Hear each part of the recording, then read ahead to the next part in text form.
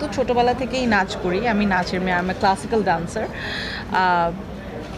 But আমি আসলে সব টাইপের ডান্স করতে পছন্দ করি। আমার ডান্সের প্রতি এক্সপিরিয়েন্স এত বেশি, এটা আসলে যারা আমার টিচার তারাই জানে।